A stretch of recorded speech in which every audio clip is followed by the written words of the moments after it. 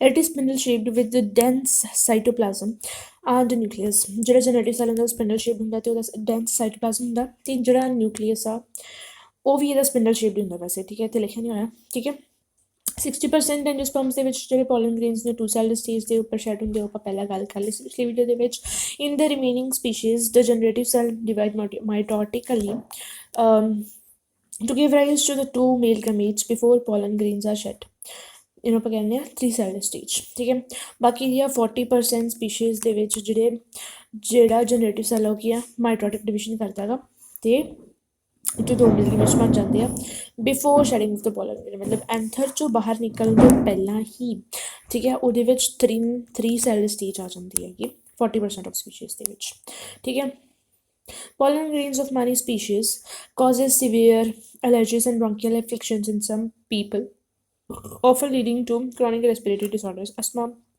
bronchitis, etc.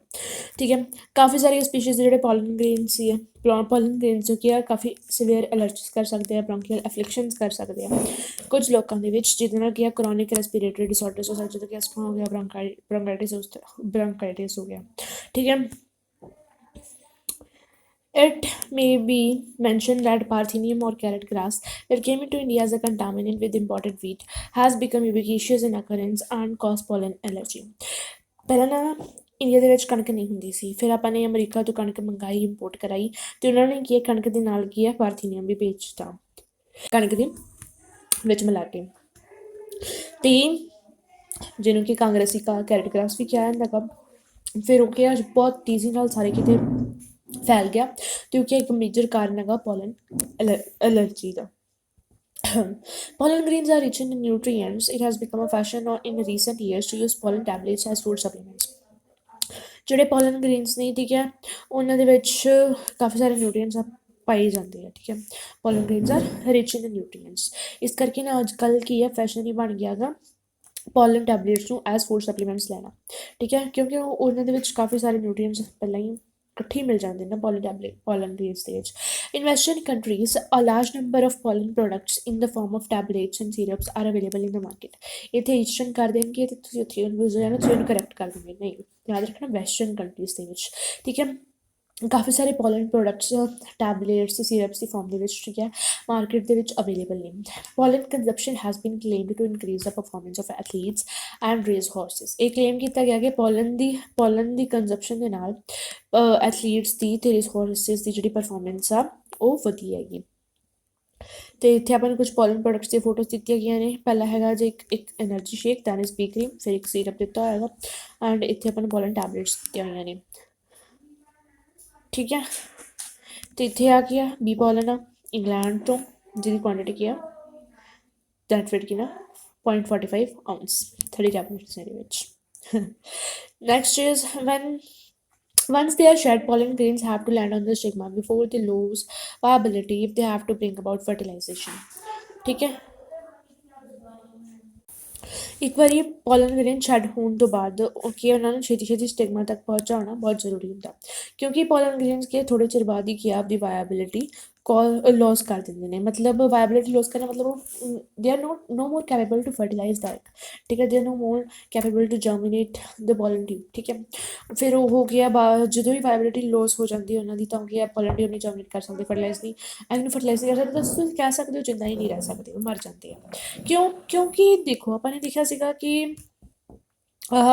ਇੱਕ ਜਨਰੇਟਿਵ cell ਸੀ ਅਤੇ ਇੱਕ ਵੈਜੀਟੇਟਿਵ ਸੈੱਲ ਦਾ ਕੰਮ ਕੀ ਸੀ ਇਹਨੂੰ ਨਿਊਟ੍ਰੀਸ਼ਨ ਦੇਣਾ ਕੀ ਵੈਜੀਟੇਟਿਵ ਸੈੱਲ ਦੇ ਕੋਲ ਕੋਈ ਐਕਸਟਰਨਲ ਸੋਰਸ ਹੈਗਾ ਪ੍ਰੈਜ਼ੈਂਟ ਨਿਊਟ੍ਰੀਸ਼ਨ ਦਾ ਨਹੀਂ ਵੈਜੀਟੇਟਿਵ ਸੈੱਲ ਆਪਦੇ ਦਮ ਦੇ ਉੱਪਰ ਹੈ ਨਾ ਆਪਦੇ ਕੀ ਕਹਿ ਸਕਦੇ ਆ ਆਪਦੇ ਆਪ ਨੂੰ ਮਾਰ ਕੇ ਦੂਜੇ ਨੂੰ ਨਿਊਟ੍ਰੀਸ਼ਨ ਪ੍ਰੋਵਾਈਡ ਕਰ ਰਿਹਾ ਅਤੇ ਕਦੇ ਨਾ ਕਦੇ ਵੈਜੀਟੇਟਿਵ ਸੈੱਲ ਦੀ ਸਾਰੀ ਨਿਊਟ੍ਰੀਸ਼ਨ ਖਤਮ ਤਾਂ ਹੋਊਗੀ ਨਾ ਵੈਜੀਟੇਟਿਵ ਸੈੱਲ ਕਦੇ ਤਾਂ ਉਹ ਹੋਊਗਾ ਨਿਊਟ੍ਰੀਸ਼ਨ ਨਹੀਂ ਪ੍ਰੋਵਾਈਡ ਕਰ ਪਾਊਗਾ ਠੀਕ ਹੈ ਕਿਉਂਕਿ ਉਹਦੇ ਕੋਲ ਕੋਈ ਐਕਸਟਰਨਲ ਸੋਰਸ ਤਾਂ ਹੈ ਨਹੀਂ ਜਿਹਦੇ ਨਾਲ ਨਿਊਟ੍ਰੀਸ਼ਨ ਪ੍ਰੋਵਾਈਡ ਕਰ ਪਾਵੇ ਇਸ ਕਰਕੇ ਉਹ ਕੀ ਆ ਵਾਇਬਿਲਿਟੀ ਯੂਜ਼ ਕਰ ਦੇਣਗੇ the period for which ਜਿਹੜੇ ਸੈਲਸ ਨੇ ਉਹਨਾਂ ਨੂੰ ਜ਼ਿੰਦਾ ਰਹਿਣ ਵਾਸਤੇ ਕੁਛ ਨਾ ਕੁਛ ਤਾਂ ਚਾਹੀਦਾ ਹੀ ਹੁੰਦਾ ਨਾ ਜੇ ਲੰਬੇ ਸਮੇਂ ਤੱਕ ਉਹਨੂੰ ਕੁਛ ਨਾ ਮਿਲੇ ਤਾਂ ਮਰਨਗੇ the period for which pollen grain remain viable is highly variable ਠੀਕ ਹੈ ਕਿੰਨੇ ਸਮੇਂ ਲਈ ਜਿਹੜੇ ਪੋਲਨ ਗ੍ਰੇਨ ਵਾਇਬਲ ਰਹਿੰਦੇ ਨੇ ਠੀਕ ਹੈ ਉਹ ਹਾਈਲੀ ਵੇਰੀਏਬਲ ਹੈ, ਕਿਸੇ ਦੇ ਵਿੱਚ ਵੱਧ ਸਮੇਂ ਲਈ ਵਾਇਬਲ ਰਹਿ ਸਕਦੇ, ਕਿਸੇ ਦੇ ਵਿੱਚ ਘੱਟ ਸਮੇਂ ਲਈ ਵਾਇਬਲ ਰਹਿ ਸਕਦੇ ਆ। And to some extent depends on the prevailing temperature and humidity, ਅਤੇ ਕੁਛ ਨਾ ਕੁਛ ਐਕਸਟੈਂਟ ਤੱਕ ਕੀ ਆ ਉਹ ਟੈਂਪਰੇਚਰ ਦੇ ਉੱਪਰ ਅਤੇ ਹਿਊਮਿਡਿਟੀ ਦੇ ਉੱਪਰ ਵੀ ਡਿਪੈਂਡ ਕਰਦੀ ਆ। ਹੁਣ ਵਾਇਬਿਲਿਟੀ ਕਿਹੜੇ ਕਿਹੜੇ ਦੋ ਫੈਕਟਰਸ ਦੇ ਉੱਪਰ ਡਿਪੈਂਡ ਕਰਦੀ ਆ, ਕਿਹੜੇ ਕਿਹੜੇ ਦੋ ਫੈਕਟਰਸ ਸਾਨੂੰ ਦਿੱਤੇ ਹੋਏ ਨੇ। ਫਸਟ ਇਜ਼ ਟੈਂਪਰੇਚਰ, ਅਤੇ ਸੈਕਿੰਡ ਤੁਹਾਨੂੰ ਦਿੱਤਾ ਹੋਏਗਾ humidity. Okay. In some cereals such as rice and wheat, pollen grains lose viability within 30 minutes. ਕੁਝ ਸੀਰੀਅਲਸ ਦੇ ਵਿੱਚ ਜਿੱਦਾਂ ਕਿ ਰਾਈਸ ਹੋ ਗਿਆ, ਵੀਟ ਹੋ ਗਿਆ, ਉਹਨਾਂ ਦੇ ਵਿੱਚ ਪੋਲਨ ਗ੍ਰੇਨਸ ਕੀ ਆ 30 ਮਿੰਟਾਂ ਦੇ ਅੰਦਰ ਅੰਦਰ ਹੀ ਆਪਦੀ ਵਾਇਬਿਲਿਟੀ ਲੋਸ ਕਰ ਦਿੰਦੇ ਨੇ। ਮਤਲਬ 30 ਮਿੰਟਾਂ ਦੇ ਅੰਦਰ ਜੇ ਪੋਲੀਨੇਸ਼ਨ ਨਾ ਹੋਈ, ਪੋਲਨ ਜਿਹੜਾ ਹੈਗਾ ਟ੍ਰਾਂਸਫਰ ਨਾ ਹੋਇਆ ਸਟਿਗਮਾ ਦੇ ਤੱਕ, ਤਾਂ ਕੀ ਆ ਮੁੜ ਕੇ ਉਹ ਕੁਛ ਨਹੀਂ ਕਰ ਪਾਊਗਾ। And in some members of Rosaceae, Leguminosae, Solanaceae they maintain ਵਾਇਬਿਲਿਟੀ for months. ਬਲਕਿ ਕੁਝ ਰੋਜ਼ੇਸ਼ੀਆ, ਲੈਗਮਨੇਸ਼ੀਆ ਐਂਡ ਸੋਲੇਨੇਸ਼ੀਆ ਫੈਮਲੀਜ਼ ਦੇ ਜਿਹੜੇ ਮੈਂਬਰਸ ਨੇ ਉਹ ਕਈ ਮਹੀਨਿਆਂ ਤੱਕ ਹੀ ਆਪਦੀ ਵਾਇਬਿਲਿਟੀ ਨੂੰ ਮੇਨਟੇਨ ਕਰਕੇ ਰੱਖ ਪਾਉਂਦੇ ਨੇ। ਯੂ ਮੇ ਹੈਵ, ਤਾਂ ਇੱਥੋਂ ਆਪਾਂ ਨੂੰ ਪਤਾ ਹੀ ਲੱਗ ਗਿਆ ਕਿ ਹਾਈਲੀ ਵੇਰੀਏਬਲ ਬਹੁਤ ਜ਼ਿਆਦਾ ਵੇਰੀਏਬਿਲਿਟੀ ਆਪਾਂ ਨੂੰ ਦੇਖਣ ਨੂੰ ਮਿਲਦੀ ਹੈ। You may have heard of storing semen, sperms of many animals including humans for artificial insemination। ਠੀਕ ਹੈ, ਤੁਸੀਂ ਨੇ ਸੁਣਿਆ ਹੀ ਹੋਣਾ ਕਿ ਮਤਲਬ ਸੀਮਨ ਨੂੰ ਜਾਂ ਸਪਰਮਸ ਨੂੰ ਕਾਫੀ ਸਾਰੇ ਐਨੀਮਲਸ ਦੇ ਸਪਰਮਸ ਨੂੰ ਕੀ ਆ ਆਰਟੀਫਿਸ਼ੀਅਲ ਇਨਸੈਮੀਨੇਸ਼ਨ ਦੇ ਲਈ ਕੀ ਆ ਸਟੋਰ ਕਰਕੇ ਰੱਖਿਆ ਜਾਂਦਾ। ਹਿਊਮਨਸ ਦੇ ਅਤੇ ਹੋਰ ਵੀ ਐਨੀਮਲਸ ਦੇ ਸੀਮਨ ਨੂੰ ਕੀ ਆਰਟੀਫਿਸ਼ੀਅਲ ਇਨਸੈਮੀਨੇਸ਼ਨ ਵਾਸਤੇ ਸਟੋਰ ਕਰਕੇ ਰੱਖਿਆ ਜਾਂਦਾ ਹੈ ਨਾ। It is possible to store pollen grains of a large number of species for years in liquid nitrogen. Similarly ਆਪਾਂ ਕੀ ਆ ਕਾਫੀ ਸਪੀਸ਼ੀਜ਼ ਦੇ ਕੀ ਆ ਪੋਲਨ ਗ੍ਰੇਨਸ ਨੂੰ ਵੀ ਸਟੋਰ ਕਰਕੇ ਰੱਖ ਸਕਦੇ ਹਾਂ। ਜਿਹੜੇ ਸਪਰਮਸ ਹੁੰਦੇ ਆ ਹੈ ਨਾ, ਉਹ ਵੀ ਕੁਝ ਸਮੇਂ ਬਾਅਦ ਆਪਦੀ ਵਾਇਬਿਲਿਟੀ ਲੋਸ ਕਰ ਦਿੰਦੇ ਆ, ਮਰ ਜਾਂਦੇ ਨੇ ਸਪਰਮਸ ਵੀ ਜਿਹੜੇ ਆ ਹੈ ਨਾ। ਸਿਮਿਲਰਲੀ ਪੋਲਨ ਗ੍ਰੇਨਸ ਵੀ ਆਪਾਂ ਹੁਣੇ ਪੜ੍ਹਿਆ ਕਿ ਆਪਦੀ ਵਾਇਬਿਲਿਟੀ ਲੋਸ ਕਰ ਦਿੰਦੇ ਆ, ਠੀਕ ਹੈ। ਬਟ ਇਹ ਪੋਸੀਬਲ ਆ ਕਿ ਆਪਾਂ ਉਹਨਾਂ ਦੀ ਵਾਇਬਿਲਿਟੀ ਸਾਲਾਂ ਦੇ ਸਾਲ ਜਿੰਦਾ ਰੱਖ ਸਕਦੇ ਹਾਂ, ਠੀਕ ਹੈ, ਕਾਇਮ ਰੱਖ ਸਕਦੇ ਹਾਂ ਉਹਨਾਂ ਦੀ ਵਾਇਬਿਲਿਟੀ ਨੂੰ। ਉਹਨੂੰ ਆਪਾਂ ਕੀ ਕਹਿ ਸਕਦੇ, ਉਹਨੂੰ ਆਪਾਂ ਆਰਟੀਫਿਸ਼ੀਅਲ ਇਨਵਾਇਰਮੈਂਟ ਦੇ ਵਿੱਚ ਰੱਖਦੇ ਹਾਂ, ਠੀਕ ਹੈ। ਉਹਨੂੰ ਆਪਾਂ ਲਿਕੁਇਡ ਨਾਈਟ੍ਰੋਜਨ ਦੇ ਵਿੱਚ ਰੱਖਦੇ ਹਾਂ -196 ਡਿਗਰੀ ਸੈਲਸੀਅਸ ਟੈਂਪਰੇਚਰ ਦੇ ਉੱਪਰ। ਪੋਲਨ ਗ੍ਰੇਨਸ ਨੂੰ, ਸੀਮਨ ਨੂੰ, ਐਨੀਮਲਸ ਦੇ ਸੀਮਨ ਨੂੰ ਕੀ ਹੈ ਲਿਕੁਇਡ ਨਾਈਟ੍ਰੋਜਨ ਦੇ ਵਿੱਚ ਰੱਖਿਆ ਜਾਂਦਾ -196 ਡਿਗਰੀ ਸੈਲਸੀਅਸ ਦੇ ਉੱਪਰ to preserve them, to retain the viability for years, ਠੀਕ ਹੈ। ਅਤੇ ਇਸ ਟੈਕਨੀਕ ਨੂੰ ਕੀ ਕਿਹਾ ਜਾਂਦਾ ਹੈਗਾ, ਕ੍ਰਿਓ ਪ੍ਰੀਜ਼ਰਵੇਸ਼ਨ। ਸਾਰਾ ਵਰਡ ਇੱਕੋ ਜਗ੍ਹਾ 'ਤੇ ਲਿਖ ਦਿੰਦੇ ਹਾਂ, sorry ਕ੍ਰਿਓ preservation.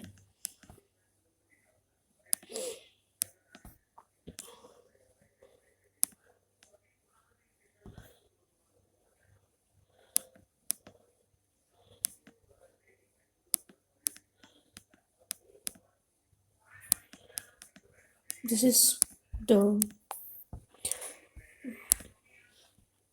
such stored pollen can be used as pollen banks similar to seed banks in crop breeding programs। seed banks ਕਿਹੜੇ ਸੀਗੇ, ਸੀਮਨ ਨੂੰ ਸਟੋਰ ਕਰਕੇ ਰੱਖਣਾ, ਸੀਡ ਬੈਂਕਸ ਦੇ ਵਿੱਚ ਆਪਾਂ ਸੀਡਸ ਨੂੰ ਵੀ ਸਟੋਰ ਕਰਕੇ ਰੱਖ ਸਕਦੇ ਹਾਂ ਨਾ, ਉਹਨੂੰ ਸੀਡ ਬੈਂਕ ਕਿਹਾ ਜਾਂਦਾ ਹੈਗਾ। ਪਲਾਂਟਸ ਦੇ ਸੀਡ ਨੂੰ ਆਪਾਂ ਸਟੋਰ ਕਰ ਸਕਦੇ ਹਾਂ ਫॉर ਫਿਊਚਰਸ ਯੂਜ਼, ਤੇ ਵੀ ਆਪਾਂ ਫਿਊਚਰ ਦੇ ਵਿੱਚ ਪਲਾਂਟ ਗਰੋ ਕਰਨਾ ਹੋਵੇ। ਸਿਮਿਲਰਲੀ ਆਪਾਂ ਕੀ ਆ ਪੋਲਨਸ ਨੂੰ ਕੀ ਕਰ ਸਕਦੇ ਆ, ਸਟੋਰ ਕਰਕੇ ਰੱਖ ਸਕਦੇ ਆ, ਅਤੇ ਉਹਨਾਂ ਨੂੰ ਕੀ ਆ ਪੋਲਨ ਬੈਂਕਸ ਕਿਹਾ ਜਾਂਦਾ ਹੈਗਾ। ਅਤੇ ਕ੍ਰੌਪ ਬਰੀਡਿੰਗ ਦੇ ਲਈ, ਕ੍ਰੌਪ ਬਰੀਡਿੰਗ ਪ੍ਰੋਗਰਾਮਸ ਦੇ ਵਿੱਚ ਇਹਨਾਂ ਪੋਲਨ ਗ੍ਰੇਨਸ ਨੂੰ ਯੂਜ਼ ਕੀਤਾ ਜਾ ਸਕਦਾ ਹੈਗਾ। The pistil, megasporangium and embryo sac. The gynoecium represent the female reproductive part of the flower। Female reproductive part of the flower ਨੂੰ ਕੌਣ represent ਕਰਦਾ ਹੈਗਾ, gynoecium represent ਕਰਦਾ। The gynoecium may consist of a single pistil, ਠੀਕ ਹੈ। gynoecium ਦੇ ਕੋਲ single pistol ਵੀ ਹੋ ਸਕਦੀ ਹੈ ਜਿਹਨੂੰ ਕਿ ਆਪਾਂ ਮੋਨੋਕਾਰਪੈਲਰੀ ਕਹਿੰਦੇ ਹਾਂ, ਜਾਂ ਫਿਰ ਇੱਕ ਤੋਂ ਵੱਧ ਪਿਸਟਲਸ ਵੀ ਹੋ ਸਕਦੀ ਹੈ ਜਿਹਨੂੰ ਕਿ ਮਲਟੀਕਾਰਪੈਲਰੀ ਕਿਹਾ ਜਾਂਦਾ ਹੈਗਾ, ਠੀਕ ਹੈ। ਜੇ ਇੱਕ ਪਿਸਟਲ ਹੋਵੇ ਤਾਂ ਉਹਨੂੰ ਆਪਾਂ ਕਹਾਂਗੇ ਮੋਨੋਕਾਰਪੈਲਰੀ, ਜੇ ਇੱਕ ਤੋਂ ਵੱਧ ਪਿਸਟਲਸ ਹੋਣ ਤਾਂ ਉਹਨੂੰ ਆਪਾਂ ਕਹਾਂਗੇ ਮਲਟੀਕਾਰਪੈਲਰੀ। When there are more than one, the pistils may be fused together, syncarpous or maybe free apocarpous, ਠੀਕ ਹੈ। ਜੇ ਇੱਕ ਤੋਂ ਵੱਧ ਪਿਸਟਲਸ ਪ੍ਰੈਜ਼ੈਂਟ ਹੋਣਗੀਆਂ ਤਾਂ ਉਹ ਕੀ ਆ ਸਾਰੀਆਂ ਸਾਰੀਆਂ ਫਿਊਜ਼ ਵੀ ਹੋ ਸਕਦੀਆਂ ਨੇ ਆਪਸ ਦੇ ਵਿੱਚ, ਠੀਕ ਹੈ। ਮੰਨ ਲਓ ਇਹ this is the one pistol, ਠੀਕ ਹੈ, ਦਿਸ ਇਜ਼ ਸੈਕਿੰਡ ਪਿਸਟਲ, ਅਤੇ ਇਹ ਸਾਰੀਆਂ ਇੱਥੇ ਇੱਦਾਂ ਤੁਸੀਂ ਕਹਿ ਸਕਦੇ ਫਿਊਜ਼ ਹੋ ਗਈਆਂ, ਠੀਕ ਹੈ। ਦੋਨੋਂ ਦੀਆਂ ਦੋਨੋਂ ਪਿਸਟਲਸ ਨੇ ਫਿਊਜ਼ ਹੋ ਕੇ ਇੱਥੇ ਇੱਕੋ ਹੀ ਪਿਸਟਲ ਬਣਾ ਲਈ। ਇੱਦਾਂ ਵੀ ਹੋ ਸਕਦਾ ਕਿ ਸਾਰੀ ਦੀ ਸਾਰੀ ਉੱਪਰੋਂ ਨੀਚੇ ਤੱਕ ਸਾਰੀ ਦੀ ਸਾਰੀ ਪਿਸਟਲ ਵੀ ਫਿਊਜ਼ ਹੋ ਸਕਦੀ ਹੈ, ਇਕੱਲੀ ਓਵਰੀ ਵੀ ਫਿਊਜ਼ ਹੋ ਸਕਦੀ ਹੈ, ਠੀਕ ਹੈ। ਓਵਰੀ ਅਤੇ ਸਟਾਈਲ ਇਕੱਲੇ ਵੀ ਫਿਊਜ਼ ਹੋ ਸਕਦਾ, ਸਟਿਗਮਾ ਅਲੱਗ ਅਲੱਗ ਹੋ ਸਕਦਾ ਹੈ। ਚਲੋ, ਓਵਰੀ ਅਤੇ ਸਟਾਈਲ ਫਿਊਜ਼ ਹੁੰਦੇ ਆ ਅਤੇ ਸਟਿਗਮਾ ਉਹਨਾਂ ਦਾ ਅਲੱਗ ਅਲੱਗ ਹੁੰਦੇ ਆ। ਇਹ ਕੰਡੀਸ਼ਨ ਆਪਾਂ ਨੂੰ ਕਿਹਦੇ ਵਿੱਚ ਦੇਖਣ ਨੂੰ ਮਿਲਦੀ ਆ?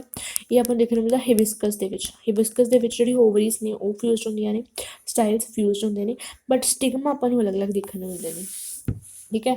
ਤਾਂ ਇੱਕ ਐਗਜ਼ਾਮਪਲ ਤਾਂ ਆਪਾਂ ਨੂੰ ਸਿੰਕਾਰਪਸ ਦਾ ਇੱਥੇ ਪਤਾ ਚੱਲ ਗਿਆ, ਹਿਬਿਸਕਸ, ਸਟਾਈਨਰੋਸ, ਠੀਕ ਹੈ। ਔਰ ਮੇ ਬੀ ਫਰੀ ਐਪੋਕਾਰਪਸ। ਇਹ ਇੱਦਾਂ ਵੀ ਹੋ ਸਕਦਾ ਜੇ ਅਲੱਗ ਅਲੱਗ ਮਲਟੀ ਕਾਰਪੈਲਰੀਜ਼ ਪ੍ਰੈਜ਼ੈਂਟ ਨੇ ਤਾਂ ਉਹ ਅਲੱਗ ਅਲੱਗ ਹੀ ਪ੍ਰੈਜ਼ੈਂਟ ਹੋਣ, ਉਹ ਇੱਕ ਦੂਸਰੇ ਨਾਲ ਫਿਊਜ਼ ਨਾ ਹੀ ਹੋਣ, ਠੀਕ ਹੈ। ਇੱਦਾਂ ਵੀ ਹੋ ਸਕਦਾ ਹੈਗਾ।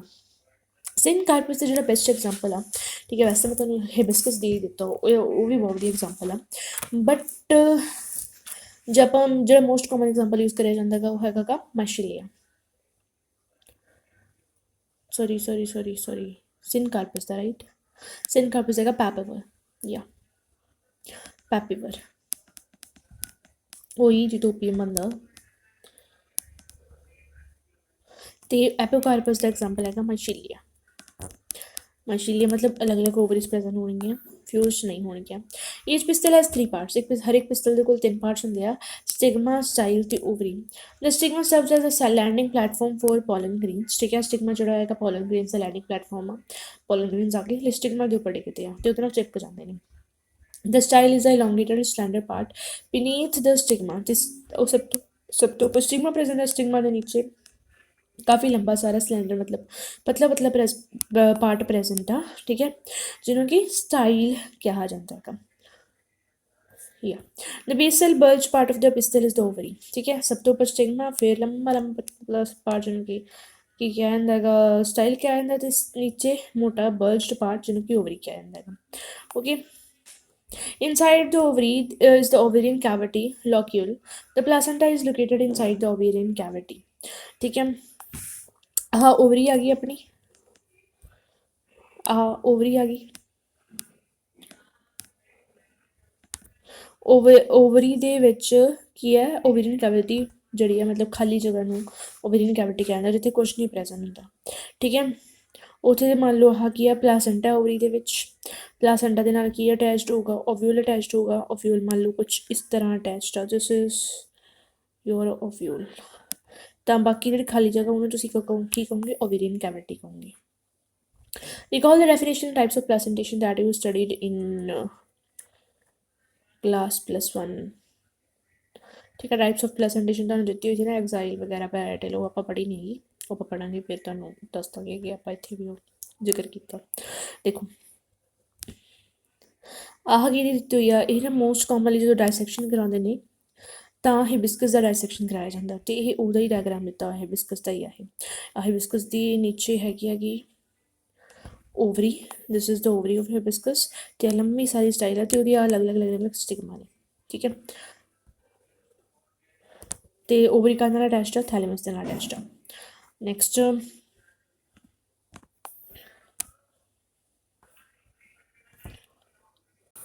ਆਪਾਂ ਨੂੰ ਕੀ ਦਿੱਤਾ ਹੋਏਗਾ, ਸਿੰਕਾਰਪਸ। ਸਿੰਕਾਰਪਸ ਮਤਲਬ ਫਿਊਜ਼ ਓਵਰੀ ਦਾ ਐਗਜ਼ਾਮਪਲ ਦਿੱਤਾ ਹੋਇਆ, ਡਾਇਗਰਾਮ ਦਿੱਤਾ ਹੋਇਆ।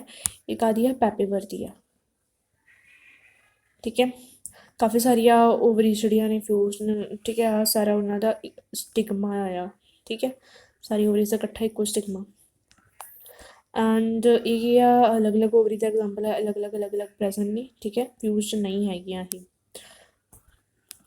ਇਹਦਾ ਕਿਹਦਾ ਡਾਇਗਰਾਮ ਵੈਸੇ, ਮਾਸ਼ੀਲੀਆ ਦਾ। ਇੱਕ ਵਾਰੀ ਆਪਾਂ ABC ਜਿਹੜੇ 3 ਡਾਇਗਰਾਮ ਉਹਨਾਂ ਦੇ ਦੇਖ ਲੈਣਾ ਕੀ ਦਿੱਤਾ ਹੈ। First is a dissected flower of hibiscus showing pistil, other floral parts have been remove, ਠੀਕ ਹੈ। ਬਾਕੀ ਫਲੋਰਲ ਪਾਰਟਸ ਜਿਹੜੇ ਆ ਰਿਮੂਵ ਕੀਤੇ ਗਏ ਆ ਇਹਦੇ, ਪੈਟਲ ਸੈਪਲ ਵਗੈਰਾ ਸਭ ਕੁਛ, ਠੀਕ ਹੈ। ਮੈਂ ਤੁਹਾਨੂੰ ਕਹਿੰਦੀ ਨਾ ਹਿਬਿਸਕਸ ਦਾ ਹੀ ਹੈ। ਅਤੇ next is multi carpellary syncarpous pistil of papaver. Multi carpellary ਆ, ਠੀਕ ਹੈ, ਅਤੇ ਸਿੰਕਾਰਪਸ ਆ ਕਿਉਂਕਿ ਫਿਊਜ਼ਡ ਆ। ਮਲਟੀ ਕਾਰਪੈਲਰੀ ਐਪੋਕਾਰਪਸ ਗਾਇਨੋਸ਼ੀਅਮ ਆਫ ਮਾਸ਼ੀਲੀਆ, ਅਤੇ ਆ ਐਪੋਕਾਰਪਸ ਆ, ਫਿਊਜ਼ਡ ਨਹੀਂ ਹੈਗੀ, ਅਤੇ ਇਹ ਮਾਸ਼ੀਲੀਆ ਦੀ ਆ। And diagrammatic view of a typical anatropous ovule. Anatropous ovule ਕਿਹਨੂੰ ਕਿਹਾ ਜਾਂਦਾ, ਆਹ ਪਲਾਸੈਂਟਾ ਨਾ, ਪਲਾਸੈਂਟਾ ਦੇ ਨਾਲ ਜਿਹੜਾ ਓਵਿਊਲ ਉਲਟਾ ਅਟੈਚ ਹੁੰਦਾ, ਜਿੱਦਾਂ ਮੈਂ ਬਣਾਇਆ ਸੀਗਾ ਇੱਦਾਂ ਕਰਕੇ ਅਟੈਚਡ ਹੁੰਦਾ, ਉਹਨੂੰ ਐਨਾਟ੍ਰੋਪਸ ਕਿਹਾ ਜਾਂਦਾ ਹੈਗਾ। It is the anatropous ovule. ਠੀਕ ਹੈ। ਜੇ ਪਲਾਸੈਂਟਾ ਦੇ ਨਾਲ ਓਵਿਊਲ ਸਿੱਧਾ ਹੀ ਅਟੈਚ ਹੋਵੇ, ਸਮਥਿੰਗ ਲਾਈਕ ਦੈਟ, ਮਤਲਬ ਮਾਈਕਰੋਪਾਈਲ ਉੱਪਰ ਹੋਵੇ, ਠੀਕ ਹੈ, ਇਹਨੂੰ ਕਿਹਾ ਜਾਂਦਾ ਹੈਗਾ ਆਰਥੋਟ੍ਰੋਪਸ। ਅਤੇ ਮੋਸਟ ਆਫ ਦਾ ਐਂਜੀਓਸਪਰਮਸ ਦੇ ਵਿੱਚ ਨਾ ਆਪਾਂ ਨੂੰ ਐਨਾਟ੍ਰੋਪਸ ਹੀ ਦੇਖਣ ਨੂੰ ਮਿਲਦਾ ਹੈ। ਅਤੇ ਇੱਥੇ ਜਿਹੜਾ ਡਾਇਗਰਾਮ ਦਿੱਤਾ ਨਾ, ਇਹਨੂੰ ਵੀ ਉਲਟਾ ਕਰਕੇ ਬਣਾਇਆ ਹੋਇਆ। ਓਕੇ, ਸਭ ਤੋਂ ਪਹਿਲਾਂ ਫਿਊਨਿਕਲ ਉਹ ਸਟਾਕ ਹੋਊਗੀ ਜਿਹਦੀ ਹੈਲਪ ਦੇ ਨਾਲ ਜਿਹੜਾ ਓਵਿਊਲ ਆ ਉਹ ਪਲਾਸੈਂਟਾ ਦੇ ਨਾਲ ਅਟੈਚਡ ਹੋਊਗਾ, ਉਹਨੂੰ ਫਿਊਨਿਕਲ ਕਹਿ ਜਾਂਦਾ। ਅਤੇ ਜਿਹੜੀ ਫਿਊਨਿਕਲ ਆ ਓਵਿਊਲ ਦੇ ਨਾਲ ਜਿੱਥੇ ਫਿਊਜ਼ ਹੁੰਦੀ ਆ, ਜਿਸ ਪੁਆਇੰਟ ਦੇ ਉੱਪਰ ਫਿਊਜ਼ ਹੁੰਦੀ ਆ, ਉਸ ਪੁਆਇੰਟ ਨੂੰ ਕਿਹਾ ਜਾਂਦਾ ਹੈਗਾ ਹਾਈਲਮ। ਠੀਕ ਹੈ, ਉਦੋਂ ਤਾਂ ਆਪਾਂ ਅੱਗੇ ਗੱਲ ਕਰਦੇ ਹਾਂ। ਆਹ ਸਾਰਾ ਜਿਹੜਾ ਹੈਗਾ, ਆਹ ਸਾਰਾ ਕੀ ਆ, ਓਵਿਊਲ ਆ ਗਿਆ ਆਪਣਾ। ਠੀਕ ਹੈ, ਓਵਿਊਲ ਦੇ ਬਾਹਰ ਆਪਾਂ ਨੂੰ ਕੀ ਆ, ਦੋ ਕਵਰਿੰਗਸ ਦੇਖਣ ਨੂੰ ਮਿਲਦੀਆਂ ਨੇ, ਦੋ ਇੰਟੈਗੂਮੈਂਟਸ ਦੇਖਣ ਨੂੰ ਮਿਲਦੀਆਂ ਨੇ। ਠੀਕ ਹੈ, ਓਵਿਊਲ ਦੇ ਬਾਹਰ ਨਹੀਂ, ਅਸਲ ਦੇ ਵਿੱਚ ਓਵਿਊਲ ਦਾ ਹੀ ਪਾਰਟ ਨੇ, ਨਿਊਸੈਲਸ ਦੇ ਬਾਹਰ ਤੁਸੀਂ ਕਹਿ ਸਕਦੇ ਹੋ। ਠੀਕ ਹੈ, ਇੱਕ ਹੋ ਗਈ ਆਊਟਰ ਇੰਟੈਗੂਮੈਂਟ, ਇੱਕ ਹੋ ਗਈ ਇਨਰ ਇੰਟੈਗੂਮੈਂਟ। ਜਦੋਂ ਫਰਟੀਲਾਈਜੇਸ਼ਨ ਹੁੰਦੀ ਹੈ ਤਾਂ ਓਵਿਊਲ ਸੀਡ ਦੇ ਵਿੱਚ ਡਿਵੈਲਪ ਕਰ ਦੇਗਾ, ਤਾਂ ਜਿਹੜੀ ਆਊਟਰ ਇੰਟੈਗੂਮੈਂਟ ਆ ਉਹ ਸੀਡ ਦੀ ਬਾਹਰਲੀ ਲੇਅਰ ਦੇ ਵਿੱਚ ਡਿਵੈਲਪ ਕਰ ਜਾਂਦੀ ਹੈ ਟੈਸਟਾ ਦੇ ਵਿੱਚ, ਅਤੇ ਜਿਹੜੀ ਇਨਰ ਇੰਟੈਗੂਮੈਂਟ ਆ ਉਹ ਕੀ ਹੈ, ਸੀਡ ਦੀ ਅੰਦਰਲੀ ਲੇਅਰ ਟੈਗਮਨ ਦੇ ਵਿੱਚ ਡਿਵੈਲਪ ਕਰ ਜਾਂਦੀ ਹੈ। ਠੀਕ ਹੈ, ਅਤੇ ਆਊਟਰ ਇੰਟੈਗੂਮੈਂਟ ਅਤੇ ਇਨਰ ਇੰਟੈਗੂਮੈਂਟ ਕਿਹਨੂੰ ਕਵਰ ਕਰਦੇ ਨੇ, ਨਿਊਸੈਲਸ। ਨਿਊਸੈਲਸ ਕੀ ਆ, ਨਿਊਸੈਲਸ ਦੇ ਵਿੱਚ ਕਾਫੀ ਸਾਰੇ ਸੈਲਸ ਪ੍ਰੈਜ਼ੈਂਟ ਹੁੰਦੇ ਨੇ, ਜਿਨ੍ਹਾਂ ਦੇ ਵਿੱਚੋਂ ਇੱਕ ਸੈੱਲ ਮਾਈਕਰੋਪਾਈਲਰ ਐਂਡ ਵਾਲਾ ਇੱਕ ਸੈੱਲ ਜਿਹੜਾ ਹੈਗਾ ਡਿਵਾਈਡ ਕਰਦਾ ਮਿਓਟਿਕਲੀ 4 ਸੈੱਲ ਬਣਾਉਂਦਾ ਗਾ। ਠੀਕ ਹੈ, ਮਾਈਕਰੋਪਾਈਲਰ ਐਂਡ ਯਾਦ ਰੱਖਣਾ। ਠੀਕ ਹੈ, ਮਾਈਕਰੋਪਾਈਲ ਕੀ ਹੁੰਦੀ ਆ, ਉਹ ਪੁਆਇੰਟ ਹੁੰਦਾ ਗਾ ਨਿਊਸੈਲਸ ਦਾ ਜਿੱਥੇ ਜਿਹੜੇ ਇੰਟੈਗੂਮੈਂਟਸ ਨੇ ਉਹ ਐਬਸੈਂਟ ਹੁੰਦੇ ਨੇ, ਇੰਟੈਗੂਮੈਂਟਸ ਪ੍ਰੈਜ਼ੈਂਟ ਨਹੀਂ ਹੁੰਦੇ। ਠੀਕ ਹੈ, ਅਤੇ ਮਾਈਕਰੋਪਾਈਲਰ ਪੋਲ ਮਤਲਬ ਮਾਈਕਰੋਪਾਈਲ ਦੇ ਪਾਸੇ ਕਣੀ ਜਿਹੜੀ ਪੋਲ ਆ ਮਾਈਕਰੋਪਾਈਲਰ ਪੋਲ, ਅਤੇ ਚਲਾਜ਼ਾ ਕੀ ਆ, ਓਪੋਜ਼ਿਟ ਟੂ ਦਾ ਮਾਈਕਰੋਪਾਈਲ ਚਲਾਜ਼ਾ ਪ੍ਰੈਜ਼ੈਂਟ ਹੁੰਦਾ ਗਾ, ਅਤੇ ਚਲਾਜ਼ਲ ਪੋਲ ਚਲਾਜ਼ਾ ਦੇ ਪਾਸੇ ਵਾਲੀ ਜਿਹੜੀ ਪੋਲ ਉਹਨੂੰ ਚਲਾਜ਼ਲ ਪੋਲ ਕਹਾਂਗੇ ਆਪਾਂ। ਠੀਕ ਹੈ, ਅਤੇ ਨਿਊਸੈਲਸ ਦਾ ਹੋ ਗਿਆ ਆ ਐਂਬਰੀਓਸੈਕ। ਐਂਬਰੀਓਸੈਕ ਕਦੋਂ ਬਣਦਾ ਗਾ, ਆਪਣੇ ਕਿਹਾ ਸੀਗਾ ਕਿ ਆਹ ਨਿਊਸੈਲਸ ਦੇ ਕਾਫੀ ਸਾਰੇ ਸੈਲਸ ਸੀਗੇ। ਠੀਕ ਹੈ, ਉਹਨਾਂ ਦੇ ਵਿੱਚੋਂ ਇੱਕ ਸੈੱਲ ਜਿਹੜਾ ਮਾਈਕਰੋਪਾਈਲਰ ਐਂਡ ਵਾਲਾ ਸੈੱਲ ਸੀਗਾ, ਉਹਨੇ ਕੀ ਕਰੀ, ਡਿਵੀਜ਼ਨ ਕਰੀ, ਮਾਈਕਰੋਪਾਈਲਰ ਪੋਲ ਦੇ ਵਿੱਚ ਪ੍ਰੈਜ਼ੈਂਟ ਸੀ, ਸਪੈਸੀਫਿਕਲੀ ਜ਼ਰੂਰੀ ਨਹੀਂ ਕਿ ਟਿਪ ਵਾਲਾ ਸੈੱਲ ਹੀ ਹੋਵੇ। ਠੀਕ ਹੈ, ਮਿਓਟਿਕ ਡਿਵੀਜ਼ਨ ਕਰੀ ਉਹਨੇ 4 ਸੈਲਸ ਬਣਾਈ, 4 ਚੋਂ ਜਿਹੜੇ 3 ਸੈਲ ਸੀ ਉਹ ਡੀਜਨਰੇਟ ਹੋ ਗਏ, ਇੱਕ ਸੈੱਲ ਜਿਹੜਾ ਹੈਗਾ ਉਹ ਅੱਗੇ ਐਂਬਰੀਓਸੈਕ ਦੇ ਵਿੱਚ ਹੈਲਪ ਕਰੂਗਾ, ਉਹ ਆਪਾਂ ਮੈਗਾਸਪੋਰੋਜੈਨਸਿਸ ਦੇ ਵਿੱਚ ਪੜ੍ਹਾਉਣਾ। ਠੀਕ ਹੈ, ਅੱਗੇ arising from the placenta are the megasporangia commonly called as ovule। ovule ਨੂੰ ਕੀ ਕਹਿੰਦਾ, ਮੈਗਾਸਪੋਰੈਂਜੀਆ। ਯਾਦ ਰੱਖਣਾ, ਓਵਿਊਲ ਨੂੰ ਹੀ ਮੈਗਾਸਪੋਰੈਂਜੀਆ ਕਿਹਾ ਜਾਂਦਾ ਹੈਗਾ। ਅਤੇ ਪੋਲਨ ਗ੍ਰੇਨ ਨੂੰ ਕੀ ਕਿਹਾ ਜਾਂਦਾ ਹੈਗਾ, ਮੇਲ ਗਮੀਟੋਫਾਈਟ ਕਿਹਾ ਜਾਂਦਾ ਹੈਗਾ। ਅਤੇ ਮਾਈਕਰੋਸਪੋਰੈਂਜੀਆ ਕਿਹਨੂੰ ਕਿਹਾ ਜਾਂਦਾ ਹੈਗਾ, ਮਾਈਕਰੋਸਪੋਰੈਂਜੀਆ ਕਿਹਾ ਜਾਂਦਾ ਹੈਗਾ ਜਿਹਦੇ ਵਿੱਚ ਸਪੋਰੋਜੀਨੀਅਸ ਟਿਸ਼ੂ ਪ੍ਰੈਜ਼ੈਂਟ ਹੁੰਦਾ ਹੈਗਾ, ਮਾਈਕਰੋਸਪੋਰ ਜਿਹਤੋਂ ਬਣਦੇ ਆ, ਮਾਈਕਰੋਸਪੋਰ ਮਦਰ ਸੈਲਸ ਪ੍ਰੈਜ਼ੈਂਟ ਹੁੰਦੇ ਜਿਹਦੇ ਵਿੱਚ ਉਹਨੂੰ ਆਪਾਂ ਮਾਈਕਰੋਸਪੋਰੈਂਜੀਆ ਕਹਾਂਗੇ, ਜਿਹਦੇ ਵਿੱਚ ਮੈਗਾਸਪੋਰ ਮਦਰ ਸੈਲਸ ਪ੍ਰੈਜ਼ੈਂਟ ਹੋਣਗੇ ਉਹਨੂੰ ਆਪਾਂ ਮੈਗਾਸਪੋਰੈਂਜੀਆ ਕਹਾਂਗੇ। ਠੀਕ ਹੈ, ਕਾਮਨਲੀ ਨਾਮ ਇਹਦਾ ਓਵਿਊਲ ਹੈ। The number of ovules in an ovary may be 1। ਠੀਕ ਹੈ, ਓਵਿਊਲ ਜਿਹੜੇ ਆ ਕਿਸੇ ਓਵਰੀ ਦੇ ਵਿੱਚ ਇੱਕ ਵੀ ਹੋ ਸਕਦਾ ਅਤੇ ਕਿਸੇ ਦੇ ਵਿੱਚ ਮੈਨੀ ਵੀ ਹੋ ਸਕਦੇ। ਇੱਕ ਦਾ ਐਗਜ਼ਾਮਪਲ ਹੈਗਾ ਵੀਟ, ਪੈਡੀ, ਮੈਂਗੋ। ਠੀਕ ਹੈ, ਕਣਕ ਦੇ ਵਿੱਚ, ਝੋਨੇ ਦੇ ਵਿੱਚ, ਮੈਂਗੋ ਦੇ ਵਿੱਚ ਆਪਾਂ ਨੂੰ ਸਿਰਫ ਇੱਕੋ ਹੀ ਓਵਿਊਲ ਦੇਖਣ ਨੂੰ ਮਿਲਦਾ ਇੱਕ ਓਵਰੀ ਦੇ ਵਿੱਚ। ਅਤੇ ਕੀ ਆ, ਕਾਫੀ ਸਾਰੇ ਓਵਿਊਲਸ ਆਪਾਂ ਨੂੰ ਇੱਕ ਓਵਰੀ ਦੇ ਵਿੱਚ ਕਿਹਦੇ ਦੇਖਣ ਨੂੰ ਮਿਲਦੇ, ਪਪਾਇਆ ਦੇ ਵਿੱਚ, ਵਾਟਰਮੈਲਨ ਦੇ ਵਿੱਚ, ਔਰਚਿਡਸ, ਤਾਂ ਹੀ ਉਹਨਾਂ ਦੇ ਵਿੱਚ ਬਹੁਤ ਸਾਰੇ ਸੀਡਸ ਹੁੰਦੇ ਨੇ, ਬਹੁਤ ਸਾਰੇ ਸੀਡਸ ਹੁੰਦੇ ਨੇ ਪਪਾਇਆ, ਵਾਟਰਮੈਲਨ, ਔਰਚਿਡਸ ਦੇ ਵਿੱਚ, ਕਿਉਂਕਿ ਇਹਨਾਂ ਦੇ ਵਿੱਚ ਬਹੁਤ ਸਾਰੇ ਓਵਿਊਲਸ ਪ੍ਰੈਜ਼ੈਂਟ ਹੁੰਦੇ ਨੇ। ਠੀਕ ਹੈ, ਆਹ ਇੱਕ ਓਵਿਊਲ ਆ। ਠੀਕ ਹੈ, ਆਹ ਆਪਾਂ ਓਵਰੀ ਦੀ ਗੱਲ ਕਰਦੇ ਹਾਂ ਤਾਂ ਉਹਦੇ ਵਿੱਚ ਇੱਦਾਂ ਵੀ ਹੋ ਸਕਦਾ ਇੱਕ ਓਵਿਊਲ ਇੱਥੇ ਪ੍ਰੈਜ਼ੈਂਟ, ਇੱਕ ਓਵਿਊਲ ਇੱਥੇ ਪ੍ਰੈਜ਼ੈਂਟ ਆ। ਠੀਕ ਹੈ, ਅਤੇ ਪਪਾਇਆ, ਵਾਟਰਮੈਲਨ, ਔਰਚਿਡਸ ਦੇ ਵਿੱਚ ਆਪਾਂ ਨੂੰ ਇਹ ਕੰਡੀਸ਼ਨ ਦੇਖਣ ਨੂੰ ਮਿਲਦੀ ਹੈ, ਬਟ ਸਿਰਫ ਓਵਰੀ ਦੇ ਵਿੱਚ ਇੱਕ ਓਵਿਊਲ ਕਿਹਦੇ ਵਿੱਚ ਦੇਖਣ ਨੂੰ ਮਿਲਦਾ ਆਪਾਂ ਨੂੰ, ਵੀਟ, ਪੈਡੀ, ਮੈਂਗੋ। ਠੀਕ ਹੈ, ਦ ਮੈਗਾਸਪੋਰੈਂਜੀਅਮ। ਮੈਗਾਸਪੋਰੈਂਜੀਅਮ ਕਿਹਨੂੰ ਕਹਿੰਦਾ, ਜਿਹਦੇ ਕੋਲ ਮੈਗਾਸਪੋਰ ਮਦਰ ਸੈਲਸ ਹੋਣਗੇ, ਮਤਲਬ ਕਿ ਓਵਿਊਲ ਨੂੰ ਕਿਹਾ ਜਾਂਦਾ। ਅਸਲ ਦੇ ਵਿੱਚ ਜਿਹੜੇ ਨਿਊਸੈਲਰ ਸੈਲਸ ਨੇ ਉਹੀ ਮੈਗਾਸਪੋਰ ਮਦਰ ਸੈਲਸ ਹੁੰਦੇ ਨੇ, ਬਟ ਸਾਰੇ ਨਿਊਸੈਲਰ ਸੈਲਸ ਨਹੀਂ ਮੈਗਾਸਪੋਰ ਮਦਰ ਸੈਲਸ ਹੁੰਦੇ, ਕਿਉਂਕਿ ਸਿਰਫ ਇੱਕੋ ਹੀ ਨਿਊਸੈਲਰ ਸੈਲ ਡਿਵਾਈਡ ਕਰਦਾ ਤਾਂ ਉਹੀ ਮੈਗਾਸਪੋਰ ਮਦਰ ਸੈਲ ਦੀ ਤਰ੍ਹਾਂ ਐਕਟ ਕਰਦਾ ਗਾ। Let us familiarise ourselves with the structure of a typical angiosperm ovule. ਠੀਕ ਹੈ, ਹੁਣ ਆਪਾਂ ਟਿਪੀਕਲ ਐਂਜੀਓਸਪਰਮ ਓਵਿਊਲ ਦਾ ਸਟਰਕਚਰ ਦੇਖਣ ਵਾਸਤੇ ਆਪਾਂ ਉੱਪਰ ਦੇਖ ਵੀ ਚੁੱਕੇ ਹਾਂ। The ovule is a small structure attach to the placenta by means of a stalk called funicle. ਠੀਕ ਆ, ਪਲਾਸੈਂਟਾ ਦੇ ਨਾਲ ਕਾਹਦੀ ਹੈਲਪ ਦੇ ਨਾਲ ਅਟੈਚ ਹੁੰਦਾ ਹੈਗਾ ਓਵਿਊਲ, ਇੱਕ ਸਟਾਕ ਦੀ ਹੈਲਪ ਨਾਲ ਅਟੈਚ ਹੁੰਦਾ ਜਿਹਨੂੰ ਕਿ ਫਿਊਨਿਕਲ ਕਿਹਾ ਜਾਂਦਾ ਹੈਗਾ। The body of the ovule fuses with funicle in the region called hilum. ਠੀਕ ਹੈ, ਅਤੇ ਆਹ ਫਿਊਨਿਕਲ ਦੀ ਬੋਡੀ ਜਿਹੜੀ ਆ ਓਵਿਊਲ ਦੇ ਨਾਲ ਕਿੱਥੇ ਅਟੈਚ ਹੁੰਦੀ ਆ, ਹਾਈਲਮ ਰੀਜਨ ਦੇ ਵਿੱਚ ਅਟੈਚ ਹੁੰਦੀ ਆ। ਦਸ ਹਾਈਲਮ ਰਿਪਰੈਜ਼ੈਂਟਸ ਦ ਜੰਕਸ਼ਨ ਬਿਟਵੀਨ ਓਵਿਊਲ ਐਂਡ ਫਿਊਨਿਕਲ। ਤਾਂ ਆਪਾਂ ਕੀ ਕਹਿ ਸਕਦੇ ਹਾਈਲਮ ਕੀ ਆ, ਓਵਿਊਲ ਤੇ ਫਿਊਨਿਕਲ ਦੇ ਵਿੱਚ ਵਾਲਾ ਜੰਕਸ਼ਨ ਆ, ਠੀਕ ਹੈ, ਉਹਨੂੰ ਹਾਈਲਮ ਕਿਹਾ ਜਾਂਦਾ। ਈਚ ਓਵਿਊਲ ਹੈਜ਼ 1 or 2 ਪ੍ਰੋਟੈਕਟਿਵ ਐਨਵਲਪਸ ਕਾਲਡ ਇੰਟੈਗੂਮੈਂਟਸ, ਠੀਕ ਹੈ, ਹਰੇਕ ਓਵਿਊਲ ਦੇ ਕੋਲ ਇੱਕ ਜਾਂ ਫਿਰ ਦੋ ਪ੍ਰੋਟੈਕਟਿਵ ਇਨਵੈਲਪਸ ਹੁੰਦੇ ਆ ਜਿਨ੍ਹਾਂ ਨੂੰ ਕਿ ਇੰਟੈਗੂਮੈਂਟਸ ਕਿਹਾ ਜਾਂਦਾ ਹੈਗਾ, ਠੀਕ ਹੈ। ਇੱਕ ਆਊਟਰ ਇੰਟੈਗੂਮੈਂਟ ਤੇ ਇੱਕ inner ਇੰਟੈਗੂਮੈਂਟ। ਇੰਟੈਗੂਮੈਂਟਸ encircle the nucellus except at the tip where a small opening called a micropyle is organized, ਠੀਕ ਹੈ। ਇੰਟੈਗੂਮੈਂਟਸ ਓਵਿਊਲ ਦੇ ਚਾਰੇ ਪਾਸੇ ਪ੍ਰੈਜ਼ੈਂਟ ਹੋਣਗੇ, ਠੀਕ ਹੈ, ਐਕਸੈਪਟ ਐਟ ਅ ਟਿਪ, ਠੀਕ ਹੈ, ਇੱਕ ਪੁਆਇੰਟ ਦੇ ਉੱਪਰ ਨਹੀਂ ਪ੍ਰੈਜ਼ੈਂਟ ਹੋਣਗੇ ਤੇ ਉਸ ਪੁਆਇੰਟ ਨੂੰ ਕੀ ਕਿਹਾ ਜਾਂਦਾ ਹੈਗਾ, ਮਾਈਕਰੋਪਾਈਲ ਕਿਹਾ ਜਾਂਦਾ ਹੈਗਾ। ਇੰਟੈਗੂਮੈਂਟਸ ਹੋ ਗਿਆ। Opposite the micropylar end is the chalaza representing the basal part of the ovule, ਠੀਕ ਹੈ। ਮਾਈਕਰੋਪਾਈਲਰ ਦੇ ਐਂਡ ਦੇ ਆਪੋਜ਼ਿਟ ਕੀ ਹੁੰਦਾ, ਚਲਾਜ਼ਾ ਪ੍ਰੈਜ਼ੈਂਟ ਹੁੰਦਾ ਗਾ ਜਿਹੜਾ ਕਿ ਓਵਿਊਲ ਦੇ ਬੇਸਲ ਪਾਰਟ ਨੂੰ ਰਿਪਰੈਜ਼ੈਂਟ ਕਰਦਾ। ਆਹ ਆਪਣਾ ਮਾਈਕਰੋਪਾਈਲਰ ਐਂਡ ਸੀਗਾ, ਠੀਕ ਆ, ਮਾਈਕਰੋਪਾਈਲਰ ਪੋਲ ਸੀ, ਉਹਦੇ ਆਪੋਜ਼ਿਟ ਕੀ ਹੈ, ਚਲਾਜ਼ਰ ਪੋਲ ਪ੍ਰੈਜ਼ੈਂਟ ਆ, ਤੇ ਕੀ ਹੈ ਓਵਿਊਲ ਦੇ ਬੇਸਲ, ਠੀਕ ਹੈ, ਬੇਸਲ ਪਾਰਟ ਨੂੰ ਰਿਪਰੈਜ਼ੈਂਟ ਕਰਦਾ ਹੈਗਾ। Enclosed within the teguments is a mass of cells called the nucellus.